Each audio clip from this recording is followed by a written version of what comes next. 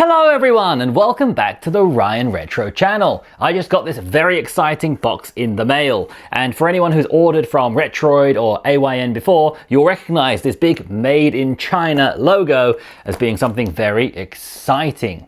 Now, first of all, before I break into this box and look at what's inside with you guys, I want to just say that the shipping of this has been atrocious. I ordered this the moment it went live on the Retroid website, and I chose the black variant because I knew I wouldn't get a review unit and I knew they would ship the black one first. So I was expecting to get this a little while ago, but on Reddit everyone's got all the colorways already. Retroid shipped this out to me on July 31st. It's now August 13th and it just arrived this morning. I ordered this package from AliExpress on August 5th. And it arrived yesterday. It came faster than this. I paid $34 to get this delivered to me from China to Korea, and it took a week longer than free delivery from AliExpress. I think that's ridiculous. But I want to hear from you guys. How has your experience been ordering these, getting them delivered? Are they also really slow, or is it just me? Because I don't want to just say outright Retroid's shipping is terrible, but in my case, this really was terrible shipping, and I want to point it out. But please let me know down below if yours was fine, and maybe it was just me who got unlucky this time. I did also see they're apparently going to be refunding people who chose DHL like me as a shipping option because DHL wasn't ready. I'm not sure how much of a refund you will get. Considering it was much slower than free, I would hope quite a big refund, but we'll have to wait and see, and I'll let you guys know. I just wanted to make you guys aware of that because I'm always singing the praises of companies like Retroid, but in this situation, this was terrible. So please let me know if your experience was the same or different, because I'm hoping everybody else's experience was good and it was just me who's been stuck waiting for a while. Anyway, it's here now. Let's take a look inside the box. Here it is. Let's take a look. Just before turning on the camera, I did just cut open the box to make it a little bit easier, but I have not looked inside yet. I'm going to look inside along with you guys. So let's see what we've got. We first got some protection. We've got what looks like a screen protector. Yep, definitely a screen protector. We've got a screwdriver, some screws, and a guitar pick in case we want to play some music. Now I guess this is, maybe this is for the alternative back shell. Maybe that's what this is. For anyone who's not aware, or even if you are aware, yes, if you ordered it, it actually comes with a flat back like a Nintendo Switch, but also has this bumped back shell, so you get to pick what you want. Oh, that's pretty cool.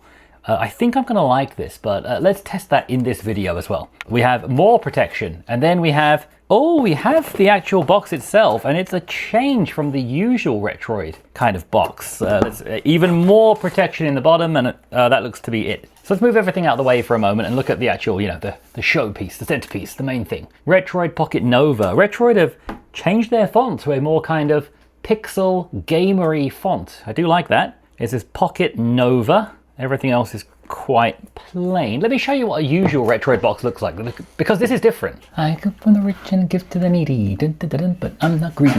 What's your hood? How do I get that? How do I get that down here? You can't see me now, I'm off camera, but I've got a wireless mic and I'm climbing on top of something quite dangerous. Oh, things I do for this channel. So here is the box for the Retroid Pocket 6, and as you can see, quite a difference in color, still the same kind of icon pattern. But yeah, every Retroid I've had before this has come in this basically exact same box with a little magnetic closing, and they've changed it this time. The logo's different, the color's different. I know what you're thinking, stop talking about the box, Ryan. Let's get into it. Let's just check they've got everything correct. It says black, 12 plus 128 gigabytes. Sounds good enough to me. And the QC-S8550, which I believe is a kind of variant on the Snapdragon 8 Gen 2, with some of the things removed that a phone would have, like maybe some of the cellular things taken out. So it's basically an 8 Gen 2. So we know the performance should be similar to an Odin 2, Odin 2 Portal, Retroid Pocket 6, AYN Thor, etc. So with everything now open, let's see if it still has that magnetic closing. Yes, it does, lovely. And let's take a look now for the first time. Interestingly, quite stiff opening. Okay, let's have a look inside. We've got Retroid Pocket. Got some information in Chinese and English. Don't care about that. Who needs information when you can learn it all from Ryan Retro? Am I right? Let's take out the protection and see the unit in all of its glory. Quality assurance accepted, whatever. Let's get in there. Just before we unveil the main piece, let's see what else we've got. We've got kind of a like almost Apple style box right here. I'm not quite sure how I meant to get this out. Am I meant to pierce this? I guess so.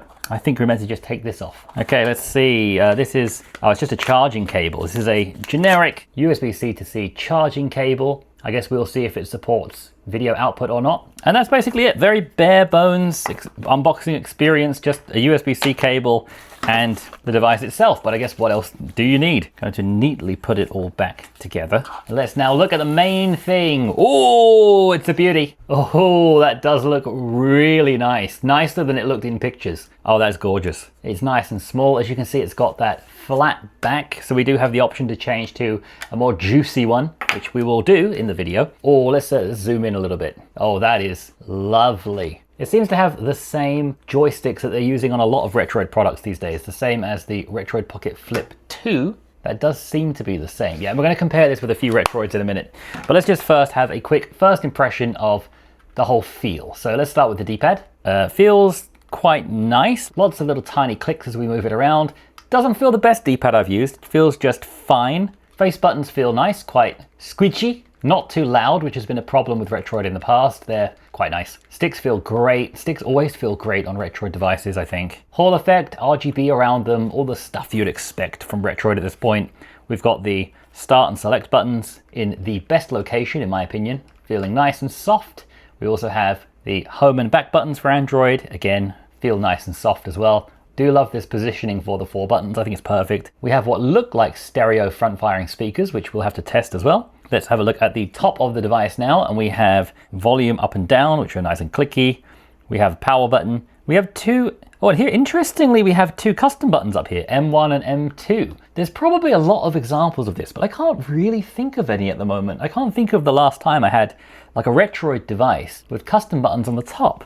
I've seen this on a lot of A and Neo stuff because they just load their devices with millions of custom buttons. But this is not too common for Retroid that I can think of. I mean, you can let me know all the ways I'm wrong in the comments, but I can't think of many. We have very familiar looking shoulder buttons and triggers here. The shoulder buttons have a nice grippy texture to them. Let me try and hold this a bit closer for you to see. There's a nice texture on those buttons. L1, you can really feel the texture, feels nice. And there's nice texture on the trigger as well, also feels lovely. Let's just check out the amount of travel we're getting. Very nice. I love the shape of the triggers that we have on a lot of devices these days. Very comfortable and feels like we have some good control there as well. Very nice. Overall, very impressed with the quality of this.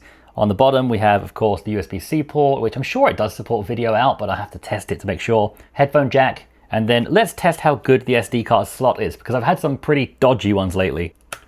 Totally fine, totally normal. And on that note, it's time to put in the SD card. Buy your own SD card in the description below. So let's put that in now, and just before we fire it all up and get into all the software and performance and all that kind of stuff I really want to look at, let's first compare this to a few other handhelds. So I want to get some other Retroid handhelds in here to have a little comparison. So let's have the Retroid Pocket 5 in here. Let's get the Retroid Pocket 6 in here as well, which is a little bit bigger. The Retroid Pocket Flip 2 over there, the Retroid Pocket Classic over there, and probably the most comparable one, the Retroid Pocket Mini. And here is the Retroid Pocket Nova. So let's see how that compares to all these things. So in terms of size, it's probably going to slot somewhere between the Retroid Pocket Mini and the Retroid Pocket 5. Let me see if I can get all of these on screen at the same time. There we go. You can see actually something quite interesting, at least I think it's interesting, is all of the Retroid devices sit flush on the table. They sit completely flat. But this Retroid Pocket Nova actually sits at an angle because of these bumps for the triggers up here. I'll be interested to see if with the bumped back shell, if it sits more flush or not. But right now it's kind of sitting at an angle. Let me take my camera off of the stand and see if I can show you this. All of the handhelds here are flat against the desk except for the Nova, which, yeah, it's kind of propped up a little bit. So that's interesting. Or is it? Let's now compare it one by one with some of these Retroid devices. And in my full review, I'm going to compare it to a whole number of things. But just for today, let's keep it in the family and see how it compares size-wise with other Retroid devices. So we have here the Retroid Pocket Mini, which as you can see is a little bit smaller, but very, very comparable. In terms of girth and thickness, the Retroid Pocket Mini is a lot chunkier, but this is with the flat back on the Nova. With the bumped back shell, it's probably very similar. Let's now bring in the Retroid Pocket 5, my beauty. As you can see, the Retroid Pocket 5 is a lot longer, of course, because it has a 16:9 screen. In terms of thickness again, comparable. You can see the Nova's a little bit taller. Again, they're in a similar category of device size. The Retroid Pocket 6 is a very similar size to the 5, so it's not going to be much different. But the Retroid Pocket 6, I think, is a pretty perfect size. You can see it's quite a lot chunkier on the back. I think probably of all the handhelds I have, the Retroid Pocket 6 is the closest to being ideal for me. Retroid Pocket Flip 2 comes in, and when it's closed, it's actually a little bit smaller than the Retroid Pocket Nova. You can see the Retroid Pocket Nova is a fair bit thinner, but when you sit it on a table, it sits on its fattest edge, which is very comparable to the Retroid Pocket Flip 2.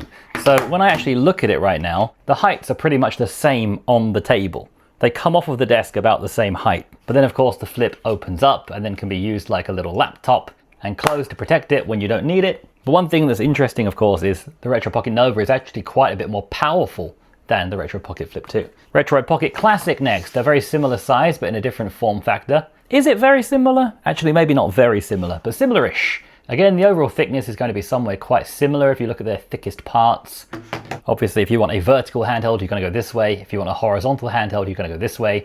But quite similar sizes once again. And while I'm going to compare a lot more things in my big review, which is going to be a huge review, probably my biggest review ever, now that this is my first full-time review, I just want to compare it to the Nintendo Switch, my unfortunately dead Nintendo Switch 1. When I think of a nice handheld that's very flat, I think of this. And as you can see, it has that similar flatness, but it does have larger trigger. And of course, the Switch is only a little clicky button. Here we have an actual fully analog trigger, which is beautiful. But yeah, probably my biggest gripe with the Switch is that because it's so flat, I find it quite uncomfortable. So I'm going to be curious to see if I have the same problems with the Nova or not, because as you can see, it's a lot smaller. So I think that's going to really help it to be more comfortable. But I am going to have to put that bumped back shell on and see. And you know what? I said no more comparisons today, but as I just happen to have it next to me anyway, here it is next to the Nintendo Switch 2, which as you can see absolutely dwarfs it. The only reason I'm comparing these is because once again, it's a nice handheld that's really, really flat. And that flatness makes it quite uncomfortable for me. So let's see if we have the same problems with the Retroid Pocket Nova or not. This actually looks a bit more rounded than the Switch 2. And once again, it's so much smaller. Look at that, that is ridiculous. In fact, we could probably just start stacking handhelds on the Switch 2 to make something of a similar size. It's quite a big boy. Okay, let's get this thing finally turned on and let's take a look at it. Hopefully it's got some battery or this video is about to end. Oh, there we can see the new logo once again, the same one that's on the packaging. And then back to the normal logo, Retroid Pocket, the one we usually get when we turn on a Retroid device. Welcome to Retroid Pocket Nova. Well, that is a bright screen. So I'm going to select my language and connect to the internet, enable Wi-Fi and pick my Wi-Fi, select my time zone, which for me is here in Korea, KST, South Korea that is. I'll enable Google Play Services, and I'm not going to install any of these apps. If you want to make things nice and easy for yourself and you don't really know what you're doing that much, you can just grab some of these apps to make it easy, but I'm going to actually just reject all of them. Choose the AOSP launcher. Don't choose Retroid's launcher because it's kind of rubbish, and start. So I have no apps. First of all, let me turn this screen brightness way down so you can actually see it more clearly. My room is not that bright. So I'm going to install some apps now and I'll be back in a second once I've got a few apps installed and ready to test out. I'm also going to turn on 4 GB of virtual RAM swap in the settings, which could help a little bit with performance. Okay, I've installed a few emulators on here, a few things we can run through and have a little look at. Let me just say right away, this is really, really good. Much better than I expected. I'll give you a little pros and cons at the end of the video because I'm still kind of figuring them out in my head. But let's go through a few things. Let's start with some, retro games. Let's go into like PS1, Grand Theft Auto 1. This is of course going to run super easily here on the Retroid Pocket Nova as we've got quite a lot of performance. But being a 4x3 device, the PlayStation 1, it just fills the screen perfectly. No black bars, nothing on the sides or the top and bottom, no letterboxing, no pillar boxing. It's just really, really nice. It's just like having a little portable PS1. The speakers also sound pretty good as well without any kind of tuning. I've made a lot of EQ videos before about how to make Retroid sound better, but this one sounds pretty good out of the box. So yeah, PS1 of course is going to run well. Let's step up to maybe PS2. So here is PlayStation 2. This is SmackDown, Here Comes the Pain, a game that I've shown on my channel before, including in my recent Mangmi Air Y review video. Here we've got a 2x upscale, so that's going to be running beautifully at the max resolution of the Nova, which is 1280 by 960. Basically think of 1280 by 720 and then just stretched a little bit higher. That's what this is. When I first read that, I thought it was a little bit weird until I realized most of these old systems like the GameCube and the PS2, they actually ran at exactly half of that. They run at 640 by 480, so it's a perfect 2x upscale. So it's actually really clever what they've done here. It just looks great. Being a perfect 2x upscale, we're not just stretching out the image to like a random number, like a 2.17342 upscale. It's exactly double. It just looks great. Get out of here. So let's try now GameCube, one of my personal favorites. Oh, athleticism. So here is the Simpsons Hit and Run, a game I absolutely love. In my recent Mangmi Air Y review video, it couldn't handle this. It couldn't handle the open world. Here we of course have a lot more power than that handheld, so no worries playing any GameCube game, I imagine. Even the more tricky ones like the Wind Waker should work pretty great. You may notice there are actually some black bars here on the side. It may not show up on camera because this whole unit is black. I thought that was a bit weird because I believe GameCube was 640 by 480, so it should be a perfect 2x upscale.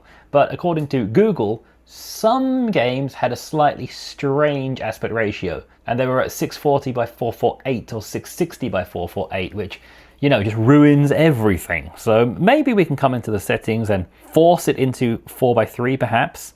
I believe there is a force 4x3 is actually already in play right now. So maybe we can stretch instead. Now we get the full screen. And because those black bars were minuscule, I don't think stretching is going to be much of a problem here. It certainly looks totally fine to me. If you just showed this to me, I would not assume it was stretched in any way. So yeah, I think this looks pretty great. And once again, we just have so much performance here.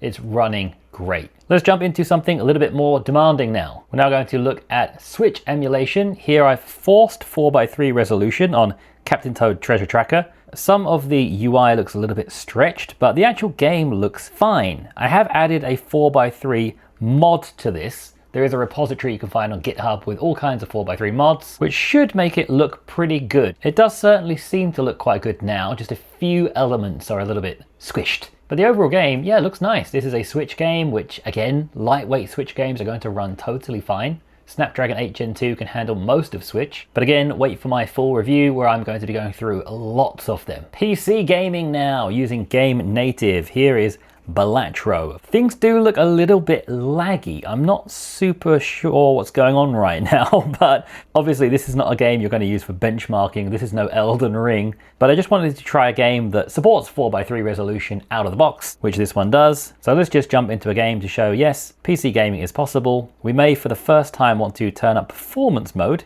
which could possibly make things a bit smoother. But Balatro being such a lightweight game, I believe this should just work even on the lowest performance mode. I'm not sure why it's a little bit laggy right now. Let's just play a nice full house and another 2 full houses and you're all invited. I'm not sure why this is laggy. I do want to get into some more games. I made sure to turn off the FPS limiter. I'm going to have to delve into this more. I do actually have a list of games I'm going to play and show in my full review. I'm going to blur them out now because you need to subscribe and wait for the full review to see them. But I've been preparing this since the day the Retroid Pocket Nova got announced. I just didn't expect it would take so long for me to get my hands on one. Of course, I have to show the Pokemon Gen 1 Recomp as well, don't I? Because this is just so popular these days. And I even saw a shirt today in Uniqlo, which has the Pokemon Red start screen on it. So I can't wait to wear that for my guide video about Pokemon Recomp. So also make sure you're subscribed for that as well. But yes, this is running pretty nicely. I'm using the Potato Voxel mod, so it has the best performance running in potato mode, but we probably can push this a little bit more. I'll certainly test it out and let you know in my upcoming video. But yeah, this looks absolutely gorgeous on this screen. Great time to autofocus their camera when I'm talking about how it looks and you just decide to make it blurry. Thanks. So your performance on this guy is great. It seems to handle everything really well. It also feels nice. I do have a little bit of a gripe, which is the quality of the chassis feels really cheap to me.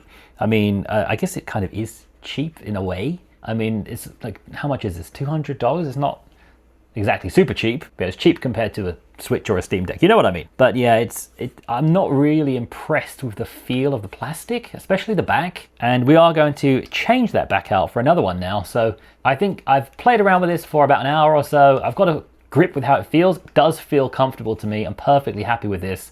And I don't feel any need to actually put the bumped back shell. I think it feels super comfortable. And that's a big compliment coming from me, because I hate these flat back handhelds. I find them horrible to use. But this one actually does feel super nice. So let's now change out the back shell and let's see how it feels. So I'm not going to watch or read any kind of instructions on how to do this. I'm going to just smash it all together and see what happens, because that's how I like to do things. And it seems that we just take out a few screws and maybe pry a few pieces with this guitar pick. Let's just see what happens. First, I will turn it off so it doesn't get too hot.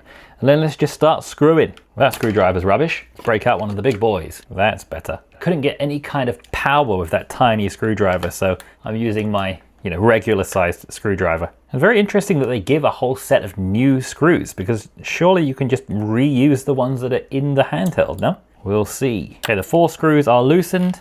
Let's see if we can now start prying in places. I see a gap here, so I'm gonna try and get in there. If you're going to do this yourself, you should probably actually, look at how to do it properly. Don't follow me. Okay, I managed to put some pressure down and crack open this side. So I guess that's what we're going to do. Go around and apply some pressure to, yeah, that's it. Crack open the little tabs. It's one of those kind of deals. Just have to be careful you're not hitting any cables as you go around. But you can learn from my mistakes. There goes one screw. There you go. Beautiful. No cables to take off. Lovely.